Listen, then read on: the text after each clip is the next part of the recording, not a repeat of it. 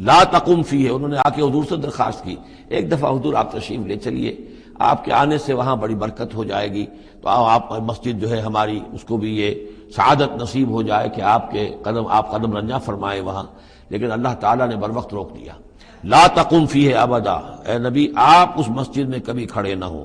لمسجد اسس علی التقوی من اول یوم، یقیناً وہ مسجد جو پہلے دن ہی سے تقوی پر تعمیر کی گئی، مسجد قباء قریب ہی تھی، اور یہ وہ مسجد ہے کہ جو سب سے پہلے تعمیر ہوئی ہے، اور اس کی بنیاد تقوی پر تھی۔ حضور جب ہجرت کا سفر اختیار کر کے آئے تھے، مدینے پہنچے تو وہاں پہلا پڑاؤ تھا، مدینے سے 3 میل باہر، اس پڑاؤ کی جگہ پر یہ وہ مسجد قباء ہے۔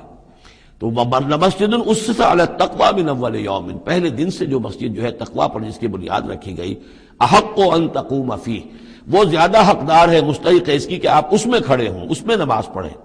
فیہ رجال یحبون ان یتطہروا، اس میں وہ لوگ ہیں کہ جن کو بڑی پسند ہے یہ بات کہ وہ بہت پاک رہیں، بہت پاک رہیں۔ واللہ یحب المطہرین، اور اللہ تعالیٰ کو ایسے لوگ بہت پسند ہیں کہ جو بہت زیادہ پاکی کو پسند کرتے ہوں۔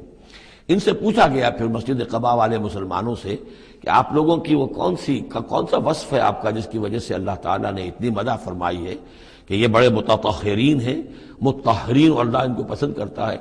تو انہوں نے فرمایا کہ ہم قضاء حاجت کے بعد ڈھیلے بھی استعمال کرتے ہیں اور پھر پانی سے بھی طہارت کرتے ہیں۔ تو یہ دونوں طریقے سے وہ اپنا استنجا جو ہے وہ پوری طریقے سے کرتے تھے، اسی کو سمجھا گیا ہے کہ اللہ تعالیٰ نے اس کی تعریف فرمائی ہے۔